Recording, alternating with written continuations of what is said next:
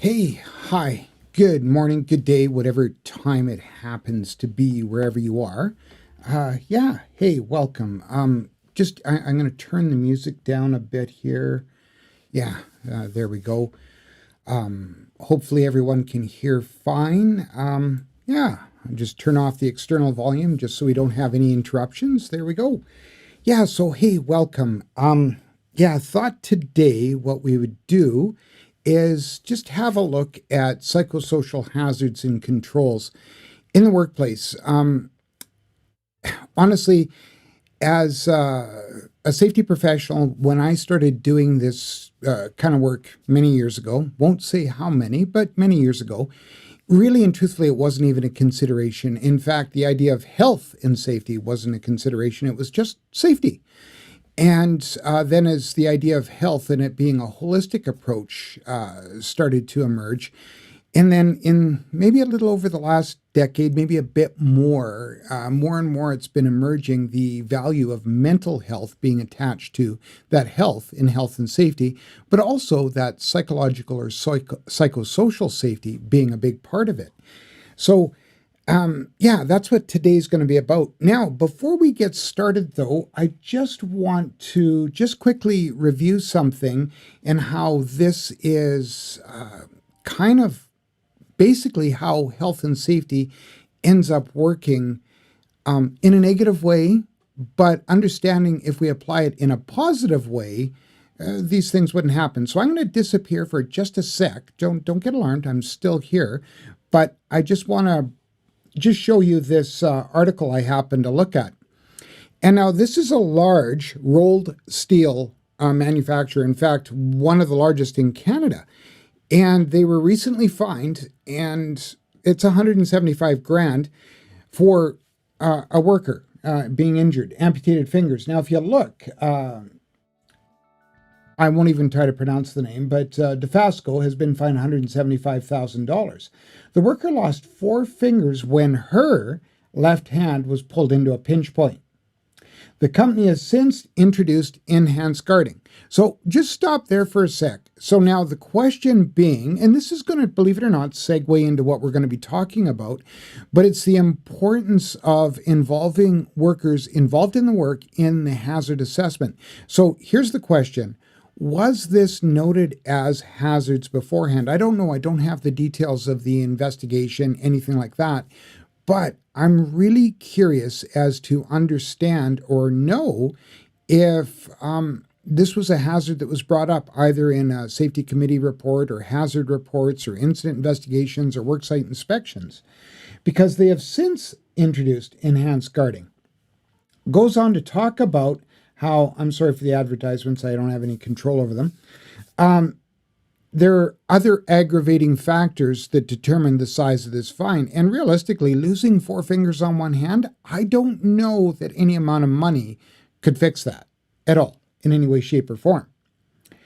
But it goes on to say that there is other recent fines: $290,000 in 2020, $60,000 in 2014, $75,000 to a different company, their parent company, or a subsidiary company, of 75,000 in 2018. But it all boils down to this, really, when we get right down to it. Why aren't our employers promoting that idea of hazard assessment and control? And if we're inviting workers to be a part of the process, which they should be, workers in Canada have three fundamental rights. Normally, if I was teaching a class, I'd be asking them, who can tell me those three rights? But really and truthfully, workers have three fundamental rights in Canada. They have the right to know about the hazards associated with the tasks that they're performing, the right to meaningful participation in the health and safety activities, and the right to refuse dangerous work. So if we have hazard assessment and workers involved in it, then that right to know is satisfied. That right to meaningful participation is satisfied, and the right to refuse dangerous work is satisfied because they're becoming aware of the hazards associated with the work. And unfortunately, what happens in organizations a lot of times, and it's still happening to this day, is there's this idea and notion of acceptable risk. I'll talk about that and give some examples in a bit. But let's get back down to the presentation and the idea here. So now, once again, want to thank everybody for either joining in the live stream right now or taking the opportunity to listen to the podcast, either if it's available or it is available on YouTube Music, but also if you're taking it in at a later date. So before we get going, just a quick few things just to talk about the chat rules, okay? Number one, participate. Introduce yourself, who you are, what you do, if you're involved in safety or you're just curious about safety, etc. And if you're not taking part in the chat, leave me a comment. I appreciate the comments. In fact, I really and truthfully thrive on them. I appreciate the comments, and I try to answer every single one. But give me an introduction and then participate. It's really nice to have your participation. Not only that, ask and answer. Your knowledge counts, your opinions count, but also, too, I appreciate the questions, whether they be in the chat or in the comments. In fact, this presentation comes to us, and I'll give credit in a sec, because of questions asked. The other thing is, do me a favor, if you're commenting or doing anything in the chat, be civil, no name calling, no insults. We all gain health and safety knowledge. As I said, I told somebody the other day, I've been involved in this process of health and safety for close to 3 decades now, and I'm still learning every day. Okay, and so it doesn't matter if you're fresh out of your first course in post-secondary, or you've been around for a few years, or you're a veteran. We're all still learning. So no name calling, no insults. Let's just be nice about it, okay? The other thing is, this is not professional advice, okay? I'm doing the best I can to provide a forum for discussion and collaboration. And so, yes, I'll be talking about things, but this isn't professional advice. There's no money changing hands, no contracts being signed. So please don't equate it as such. Okay? Anyway, the unpleasantries are over with. So let's move on. Now, as I said, we're talking about psychosocial hazards today. Now, honestly, my number one question asker, and in fact, to be truthful, a source of a lot of inspiration for a lot of live streams, some of the videos, Morale Inside asked me a few weeks ago to talk about the psychological hazards in the workplace and the controls. Now, to be quite frank, psychosocial, or another way to think about them, is exactly that. The psychological hazards, as I said before, they weren't a thing really when I got started in this business. However, it needs to be noted that there's some very disconcerting statistics that I'm going to bring your way, just impactful truths, shall we say. And I, for one, am glad that mental health now is part of health and safety. I also have a warning towards the end of this, so stick around, because it is a pretty harsh warning and something I see affecting all of health and safety when we're dealing with mental health. But really and truthfully, mental health is becoming more and more entrenched in the legislation and part of OHS processes. There are still, however, some detractors, considering the notion of psychological safety, but it's not going away. So here we are. So let's get started. Now, psychosocial hazards and controls. What we're going to talk about in this section is, well, what we're talking about. I'll go further in to explain what psychosocial means, what the hazards are, and also why you should care.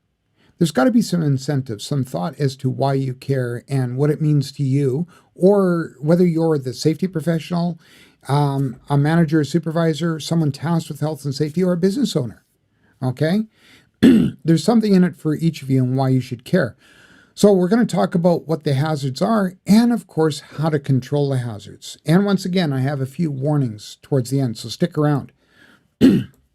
So first off, what is psychosocial? What are we talking about? Let me just sec here, sip of tea. I've been developing summertime allergies as time has been moving on. So, yeah. Anyway, what we're talking about, psychosocial hazard or work stressor, and this is a definition I actually grabbed from Wikipedia, partly because of the international sense. I've got viewership that spans worldwide, so it's important not to just dwell on my province, Alberta, or Canada, or the West, but look at something and try to encompass something worldwide. So anyway, psychosocial hazard or work stressor is any occupational hazard related to the way work is designed, organized, and managed, as well as the economic and social context of work. Now, unlike any other three categories of occupational hazards, so what we're talking about is chemical, biological, and physical, they don't necessarily arise from a physical substance, object, or hazardous energy. Psychosocial hazards affect the psychological and physical well-being of workers. So the idea of mental health also affecting physical health, including their ability to participate in the work environment among other people. Now, the cause is not only, I seem to be getting glitches here. I don't know why. I'm hoping nobody else is seeing that. I see the screen glitch. Please, computer, stay working. But they cause not only psychiatric and psychological outcomes, but such as psychological burnout, anxiety disorders, and depression, but they can also result in physical injury or illness. A good example is cardiovascular diseases or certain inflammatory musculoskeletal effects. So it's important to understand that psychosocial hazards, and I'll talk about this more, they can pierce even the most powerful barriers because they're not necessarily physical in nature. So let's define them, okay? Now, keep it simple. When you're creating policy, processes, procedures, nothing's to be gained with complexity, okay? A lot of people feel that they need to get all wordy and complex, and I think sometimes it's just to make themselves look good. And I often get taken to task by some of the people I work with and some of the people I'm around that I don't necessarily have to use all of the big words, verbiage, and excessive vocabulary. Sometimes simple wording works as well. So keep it simple, okay? Look at this. The elements of the work environment, management practices, or organizational practices that pose a risk to mental health and well-being. Bang, Bob, the KISS principle. Keep it simple. Dare I say stupid. So consider using the wording and definitions used in your own jurisdiction. That way it keeps things simple, and it certainly definitely lends itself to alignment, your policy aligning with the legislation. Okay? It's a good and much the easiest way to do that is just to do that. Align with the legislation, use wording right directly from the legislation. Now, important why. Oh, and I should warn you, some of these images, they might cause triggers, and I do apologize for that right off the bat, but I also feel that this is impactful. And this is one of the most disgusting displays of harassment that is still continuing in the workplace today. But anyway, that aside. Now, psychosocial hazards such as bullying, harassment, discrimination, violence, and I'll talk more and drill down into each of them as we go along, are not only harmful to a worker's mental health and physical well-being, they have a huge financial significance and consequence. Now, I grabbed information from also some Australian websites. And, well, why? Because most workers' compensation agencies in Australia have long covered mental health conditions and the complications and costs that arise out of them in the course of employment. So in the West here, we're still playing a bit of catch up, but we do have some staggering figures in Canada as well, and I'm going to share a bit of them. But I wanted to add that international mix of what we're going to look at today. Now, workplace bullying alone is estimated in Australia to cost Australian businesses, and think, it's not a huge country, $6 billion annually, with the majority of the costs resulting from lost productivity and increased absenteeism. So not necessarily claims cost. And if you remember, for those of you that have taken any kind of occupational health and safety courses or working in a certificate or diploma program, you'll remember the iceberg diagram where we see the tip of the iceberg, the top of the iceberg, but what's underneath the water is so much greater. And that's exactly what's being focused on right here is, yeah, we see that worker's affected, they've put in a claim, but what about the worker being off? What about having to backfill, cross-train, hire temp agencies, the reduced productivity due to that complication? And so it becomes, and in fact, here's a stark figure, and I'll get into more in a sec, but mental health costs and people being off from work, the actual cost, the soft costs are 7 times, in most cases, 7 times greater than the just the initial claim. So you got to think, and realistically in Canada, the costs and estimates are a little higher. In fact, Stats Canada estimates the cost of employee absence due to bullying and harassment is roughly 19 billion, that's billion with a B, not million, a year. Okay, now mental health claims as a whole cost $50 billion annually. Now, the cost of mental illness to the Canadian economy is estimated over $50 billion annually, with $20 billion of that stemming directly from workplace losses. So on the average, here's this to think about. On the average, mental health issues cost businesses roughly, and think about this is staggering, $1,500 per employee per year. Now think about that. Good morning, Ghislaine. Bon matin. Quebec's bill, I'm going to read that over here. Bill 59 introduced new provisions to modernize the occupational health and safety regime. As you mentioned, psychosocial risks are now part of the investigation process. Absolutely, and I will be touching on that more. Thanks for that, Ghislaine. So that's a staggering cost. It's huge. And when you look at it right now, profit margins are getting thinner and thinner and thinner. We've all heard that, do more with less. And now we're not really thinking about what's causing less. Let's think about what's causing less. So some additional sobering thoughts, okay? The costs can be higher for mental health claims than physical injuries. In fact, here's one. Workers' compensation mental health claims average 17 weeks of lost time and a median cost of $27,000 for serious claims, as compared to $10,700 for physical injury claims, and the time away from work is roughly half, okay, for the average. Now, Safe Work Australia has estimated that psychological claims cost 12 times more in wage replacement and healthcare expenses than physical injury claims. So, something really to consider there. Now, in a similar study, and I cherry-picked a lot of different studies, I culled a lot of different information from a lot of different studies. 2 to 5 months after injury is the usual return to work. Nearly half, 47% of workers with musculoskeletal or physical injuries had a return to work. But compared to only 28% of those workers returning to work at the same time frame with mental health conditions. So almost half a reduction in workers returning in that same time frame. In fact, a high average of 8 times more time off work than a physical injury claim.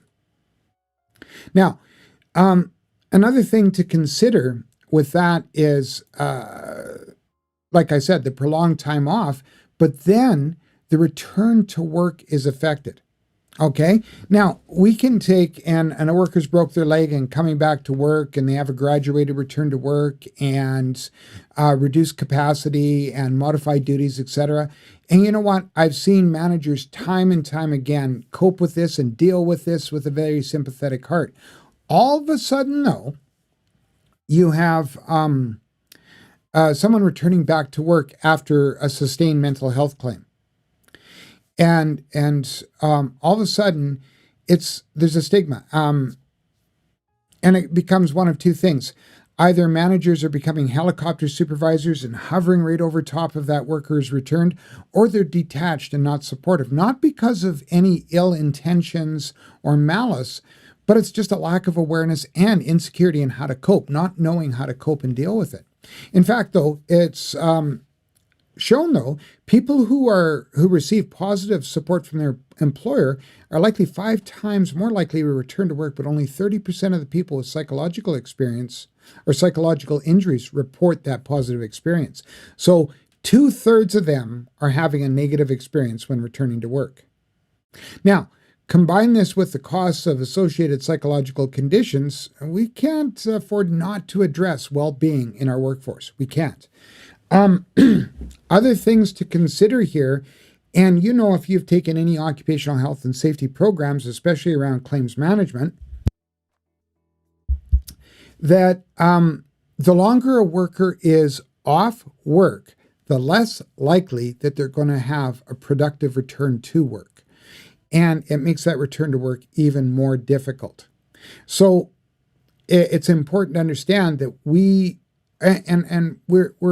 setting aside psychosocial hazards and psychosocial issues in a different world. Now, yes, they are, but we still have to look at it with some of the same, shall we say, processes as we would for normal hazard assessment. Now, psychosocial hazards are nothing new. Excuse me, more tea.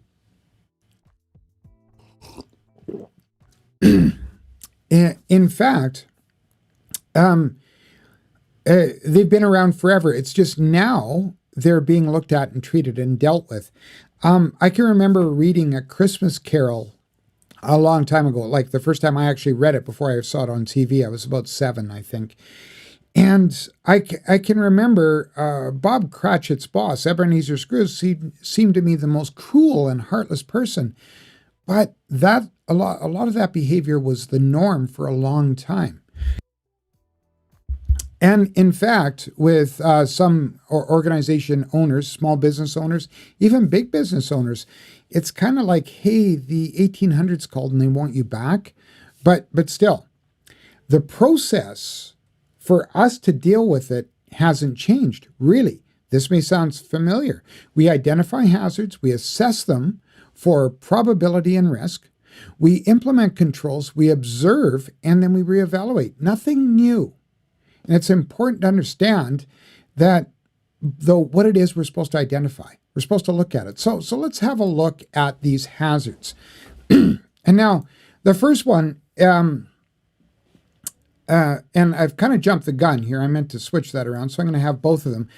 I want to talk about harassment first. It's workplace harassment can include unwelcome or repeated words or actions that are known or should be known to be offensive, embarrassing, humiliating, or demeaning to a group of or to a worker or a group of workers. And so teasing about ethnicity or accent or religion or sexuality or anything else like that, that can be considered harassment. Now, bullying is usually seen as acts of verbal comments that could psychologically or mentally hurt or isolate a person in the workplace. Now, sometimes bullying can also involve negative physical contact as well. Think of it this way. Think of bullying as harassment laced with malice. Now, what the move is in normal and in a lot of jurisdictions, and it's happened here in Alberta, is they've been put together, defining workplace harassment as such. Workplace harassment is single or repeated incidents of objectionable or unwelcome conduct, comment, bullying, or action intended to intimidate, offend, degrade, or humiliate a particular person and group. So remember, once again, think about that KISS principle, because our end goal here is to socialize this through the workplace so that everybody knows about it. So making it complicated, once again, it's like shooting yourself in the foot. There's no benefit to it, okay? None whatsoever. So some of the best things that you could do is always, when you've put something together, get more eyes on it and see exactly, is it too complex? Can we simplify it? Remember that KISS principle. And I'm sorry for the glitching. I don't know what's happening. I think it's a computer issue. I'm not sure. I every once in a while see that glitch and flare the screen. Now, the next thing is targeted conflict. Believe it or not, it's, and what I mean by this is where a worker, sometimes a shy, but also to an underperforming worker, is partnered with an aggressive and often bullying coworker in order to shape him or her up. I know it sounds very 1960-ish, but it's still happening. The idea of mentoring another worker is nothing new, okay? I can remember in 1982 when I was aboard HMCS Capel, when I first got on, I was double banked with another senior, not necessarily a higher ranking, but a senior crew member, so I could learn the ropes. That's nothing new. But this is an idea where we're setting a person up and putting them through a baptism through fire. And you know what? No, there's no time or place for it. Also, other cases where I see this go on is where there's aggressive customers or aggressive clientele or stakeholders that need to be served. And often we put that person in there either to give them a thicker skin, build them up, or in an effort to punish them. Okay, so that targeted conflict doesn't do anything. In fact, it does more harm than good. So anybody that thinks there's benefit to it, well, you're kind of stupid. Now, the other one is a lack of organizational continuity. Now, what I mean by that, it's where behaviors like exclusion, overworking, unclear roles, responsibilities, expectations, and other negative paradigms are allowed to flourish. Now, this is whether it's intentional or the environment is present just through plain ignorance. In other words, what I mean is business owners and organizations that don't understand the policies, procedures, or things that they need to set up. In other words, they really need safety people. And good HR people. But what happens is because of that environment, it creates a toxic workplace just because of that lack of continuity in the business practices and organizational practices. So once again, not doing the right thing just because of ignorance also sets up an organization for failure. And finally, the last one is physical violence. I know you'd think I would put that first. However, not everything leads up to physical violence. And the other thing is, really when it gets right down to it, if it's a violent situation, the bullying, harassment, targeted conflict, and lack of organizational continuity becomes the contributing factors to that physical harm. All need to be investigated, all need to be considered, but what are we dealing with now? We're dealing with the serious one, the physical violence, because in most jurisdictions, it's now become a criminal act. Okay? And like always, if you have any questions, comments, or whatever, let me know. Throw them in the chat. Let me know what you think. Now, let's talk about some hazardous myths. And this is a problem. And a few that I see all the time, like one that, and I talked about it at the very beginning, so let's just talk about it now. There's some sectors that consider this part of the job, and it's often a workplace cultural norm.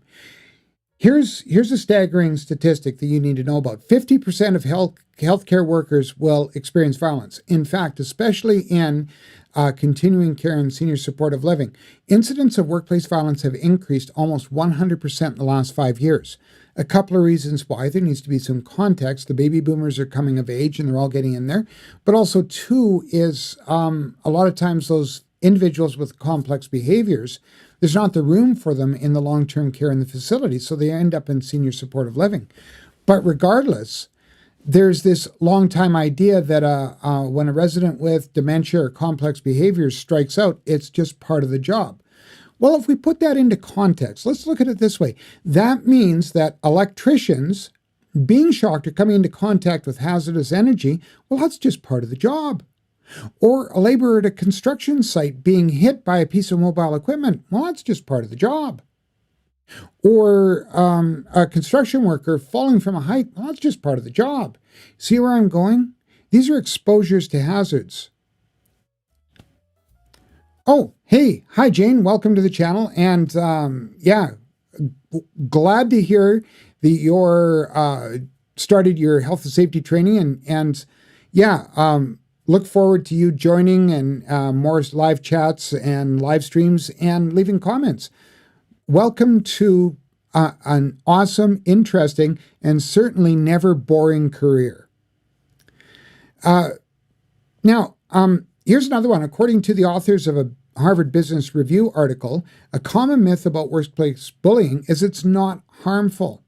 It's just a bit of harmless fun, or it's something that improves character. And it might even encourage higher levels of performance. Remember, I talked about that targeted conflict? And therefore, really, intervention is unnecessary. It couldn't be further from the truth. And once again, though, stick close to the end, because I'm also going to talk about some of those additional risks and have some warning for you. Now, a common assumption, though, too, is that bullies are often star performers. I have seen that where there's been star performers that are bulliers, and that high performance justifies their behavior. But more often than not, the star performers are likely the targets than the bullies. Okay? They're the target of bullying because the bullies are dealing with their own insecurity in inadequate performance. So, just a thought. And I seem to be getting more and more glitches. I apologize for this. Now, keeping in mind that we've got to control the hazards. Okay?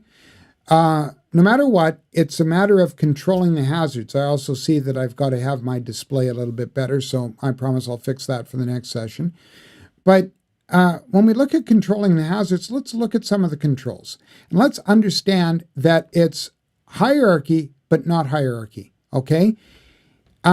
Yes, engineering controls such as glass barriers and high counters are effective, but even more so admin controls. In fact, in many cases, the admin controls or administrative controls become more effective and a more effective control method.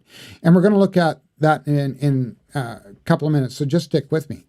Okay? Now, the other thing is worker training and awareness is key. It is great to have all of these extra controls in place. It is great to have all sorts of things like engineering controls and great training programs. And no matter what we do, we can throw all of the cool stuff and money at it and throw buckets of money at it, but it boils down to training people. And train the people on how to best use the tools we give them. One of the biggest issues I see with organizations is they decide, oh, we need training, and they shop around for the best price without considering how that training fits in with their organization. Now, on that note, something else that's important to consider is managers and senior managers require more training. Just as I mentioned earlier, the training needs to be tailored to the person or group. Managers should be need to be tasked with the responsibility of ensuring that no worker under their authority is subject to or participates in violence harassment. Now, this doesn't mean that don't also have the potential to be exposed to the psychosocial hazards. By all means, they may even have some higher risks. But they also have that higher level of control. And because they have that higher level of control, think of the internal responsibility system here, because they have more control, they have more responsibility. So therefore, they need additional training. One of the biggest problems I see, and this goes back to that organizational continuity I talked about, is people become managers, not because they're leaders, but because they're good at their jobs. And now, as a result, organizations don't focus on that targeted training for their managers. And if they don't, they're not setting them up for success. And ultimately, what they're doing is they're setting their organization up for failure. So there has to be that key piece in training managers how to manage as well. It becomes an important piece. So now, affecting the controls, putting them in place. And the biggest thing is it starts with policy. Unfortunately, many organizations will implement, like I said, engineering controls like barriers and consider, yep, job's done. We've put a glass barrier in place and it's bulletproof. Nobody can get through it, but not fully understanding that those psychosocial hazards have the power to pierce barriers. They also have an effect on the mental health because, like, the engineering controls are never enough. When you get right down to the nitty-gritty, we have to look at the hazards, identify the hazards, assess them for risk and probability, but also consider their nature and then apply the controls. So it's not the same. We have to remember that words, actions can pierce those barriers. Okay? So it starts with policy. It starts with robust policy. Policy that is signed off by senior management, but also lived out by senior management. They have to genuinely, and one of the problems I see is this disingenuous idea where, oh, hey, we've put policy in place, and then they go off and ignore it and go back to their job of improving things and making money. And I'm not saying every senior executive or senior manager is guilty of that. I'm not saying at all. But what I'm saying is I see it happen. So it has to be lived out and being a genuine concern by the senior managers. Now, do you need to have separate policies for violence and harassment? No, you don't. You can have, I've seen lots of organizations that have a violence and harassment policy and deal with it as such. However, when you separate the two, because they are two distinct different things, then it removes any kind of confusion. It also makes it easier to understand and they won't become confused.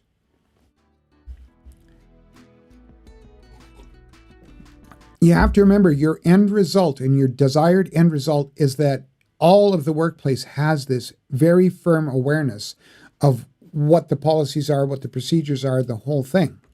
Now, the other thing is, above all policies have to emphatically declare that psychosocial hazards are hazards. The problem is they're not looked at as hazards. They have to be looked at as a hazard. And therefore, the same process is applied to them. They're identified, assessed, and either eliminated or at least sufficiently controlled. The policy needs to include clear roles and responsibilities for the different levels within the workplace hierarchy. It's great to say all workers, all members of the workplace community, all people within this organization. That's great. But within that, to be effective, that policy has to have clear definitions for senior executive, C-suite individuals, whatever the case may be, senior managers, supervisors, frontline workers, etc. They all have to understand their role in dealing with psychosocial hazards. Now, the next thing is it starts with comprehensive process and procedure. Once you have policy in place that empowers the processes, you can start to outline what you need to do. Now, this includes, of course, the best practice hazard assessment approach. And by that, I mean involving the affected workers. Too often what I see, too, as well, is HR takes this role on and they're going to do everything and they're going to say, here's the hazards we've identified for you. And they may springboard workers, and that's fine, and get them to tweak it further. That's great. But often what happens is they do the whole thing. Okay? And oh, I see I'm peaking. I apologize. I'm likely peaking here. Let me turn down that a bit. I'm sorry. I get quite emphatic when this is going on. I'm talking about this. How was the sound? Anybody want to weigh in and tell me how the sound was? Anyway, they have to involve the workers that are performing those tasks involved with the work. Now, once identified, the hazards have been identified, then there needs to be that process for assessing for risk and probability, then the implementation of controls, and allowing the workers that are present to help determine what controls.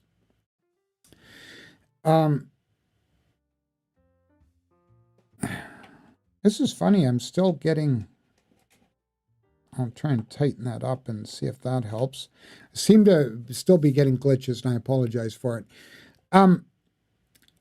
Getting back to it, having those workers that are involved in the process also making the recommendations of controls. Once again, like I said, words and actions can easily pierce bulletproof glass. So there has to be things thinking of like shift alteration and allowing and putting in place that opportunity for workers to shut down their station and step away and leave the situation if there's no diffusion possible. Oh, great. Thank you, Jane. So there has to be that. Now, on that note, it's great to have processes and procedures in place, but consider the training programs tailored for each level. Organizations will enroll workers in things like working minds programs, verbal judo, all sorts of different conflict resolution things. But it needs to be clear what you need to do, especially as the safety professional. Help your organization shop around. Look at what training will work for your organization. There also needs to be like good, simple procedures in place for reporting, investigating, resolution, recovery, and the ongoing monitoring. And it's essential that workers at all levels, right from the senior executive, the CEO, all the way down to those casual workers or volunteers, are aware of what the process is and what their role and responsibility is within the process. And it's important because one of the other things that happens in organizations is often workers don't understand their roles and responsibilities within that process. So the next thing is there needs to be quality assurance. There needs to be scheduled quality assurance. It's not a one and done. There has to be a scheduled review process. Considering the ramifications of mental health claims and the resulting losses, organizations need to have a periodic review process. So let's look at that a little bit more and see what we're looking at here for it. And what I'm talking about by monitoring, like I said, is it's not one and done. There has to be a review process. In fact, many jurisdictions will have a minimum. Here in Alberta, the minimum or the maximum allowance for review frequency is 3 years. That's in the legislation. But really and truthfully, what needs to be done is organizations have to consider the risk level, where they work, and the trends of incidents when they're considering how often they review. In fact, it might need to be an annual thing. In addition, just like an emergency response plan or an emergency response system, it needs to be a consideration that every time the incident occurs, it has to be weighed against existing policy, procedure, processes, etc., and making sure that it's working as intended. And I know that seems like a lot of work. I know. And those of you that have taken part in my live streams or seen my videos before, you know what's coming up next. And that means that involvement with the Health and Safety Committee. Now, in some jurisdictions, like say, for instance, in Alberta, it becomes a part of it. In fact, the violence and harassment procedures, it's written right into the legislation that the Health and Safety Committee can make a request of a review if they so choose, and the employer has to comply. But ideally, they also should be, your Health and Safety Committee should be stewards of your health and safety program. They should be directly involved in this. Darn thing is really making me mad. I don't know what's going on. Let me check my other connection.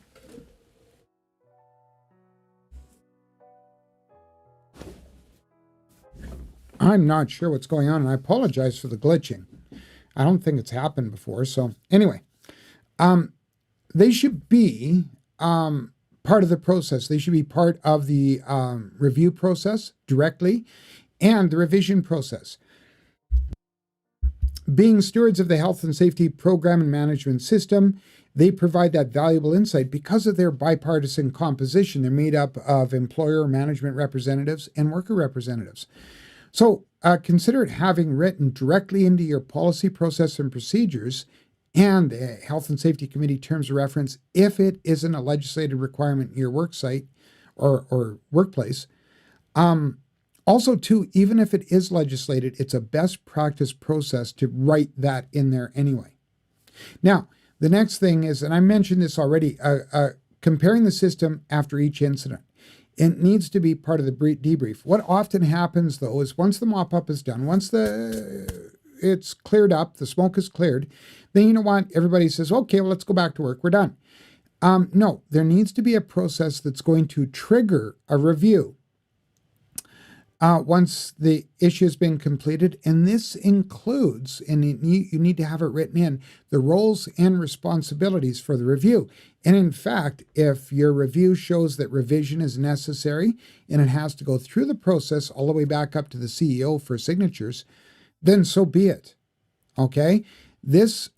Because realistically, and I know a lot of people, when I start to talk about this, they look at the costs. And that's why I outlined the costs of not doing what you're supposed to do beforehand. That should be the definite carrot versus the stick. And now the other thing is the review, ongoing review of safety documentation. Now, what I mean by that is I've described it before in other videos, that the safety management system is kind of like your body. Your body is made up of different systems: musculoskeletal, cardiovascular, respiratory, neurogenic, endocrinic, etc. And all of those systems work synergistically together. In other words, the sum of the parts is greater than the whole. But if one of those systems is affected, then the whole system gets dragged down. So just the same way, your safety management system has an interdependency and interactivity working system. So there's a certain dependency on each other. So that's why when you're creating your process, reviewing your process, how does it affect other systems? Say, for example, you have a written procedure and process for those that are working alone in isolation. Does that address the potential exposure to psychological and psychosocial hazards?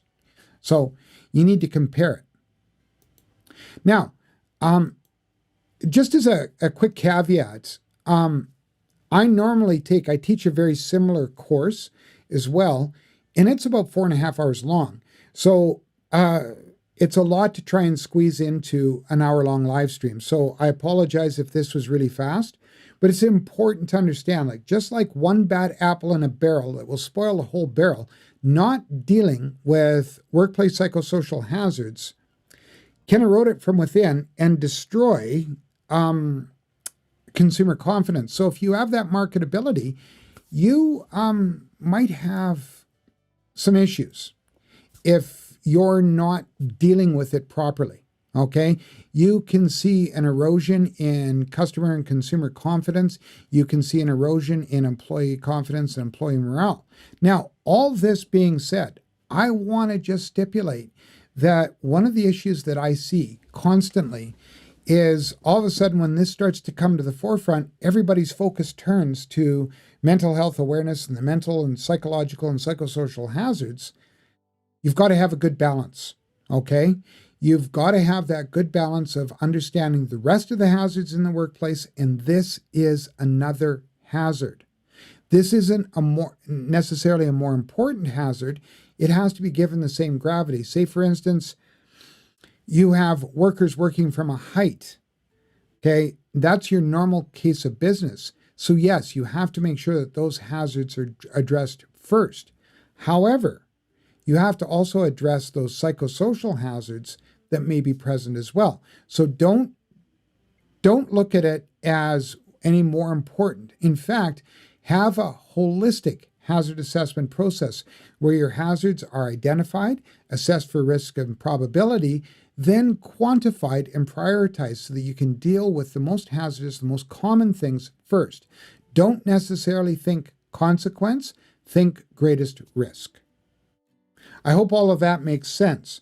So on that note, let's go back and does anybody have any questions? I see some people have popped in and out of the stream and chat, and that's great. But so does anybody have any questions? As I said, this stemmed from a question Morale Inside had. And as a result, I did this video. Please do me a favor. I've had a few other questions come in recently, and they're going to be the subject of live streams and videos and podcasts. And so some of the things that I have coming up in the future are, do safety incentives actually work? Also, too, is what are the skills and qualities that a health and safety professional needs to have? Good one. I've done some similar ones, but yeah, so I'm not sure. I'm still weighing whether it's going to be a video or a live stream. Not sure which. Might just be a video. We'll see. So I appreciate your comments, your questions, and everything. So by all means, keep them coming. For those of you that are catching the live stream later, by all means, do me a favor. Just click that subscribe button. And yeah, I also see that my subscribe button needs to be updated because I'm almost at 2.4K subscribers now. Yeah. So anyway, like I said, I'm sorry, such, how should I say, such an impactful subject is, I had to shorten it as much as I could. but I don't want to have these huge 3 and 4 hour long live streams. I honestly don't know how. I look at some of the people that have live streams and the ones that last 3 or 4 hours. I don't know how they do it because, well, one, my bladder couldn't handle it, neither could my back. It's too much sitting. So anyway, just a thought. So anyway, if there's no further questions, I will sort of start the process in signing off. Yeah. Thank you once again. Those of you that have joined and taken the time. Didn't mean that. Sorry. As I said, bring any questions in. And as always, just remember, you don't need to be a CEO, a manager, a supervisor, anything like that to be a safety leader. All you have to do is, if you're talking the talk, walk the walk. Lead by example. Be a safety influencer. Provoke safety. Okay? Yeah. So anyway, there we go. Take care, everyone. Thanks, Ghislaine. And I appreciate you for coming in and offering comments. By all means, thank you very much. And I hope, Ghislaine, I wasn't talking too fast. I do get accused of that as well.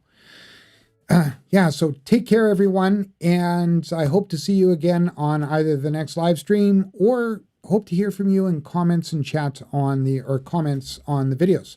Okay? So there we go. Take care. Bye for now.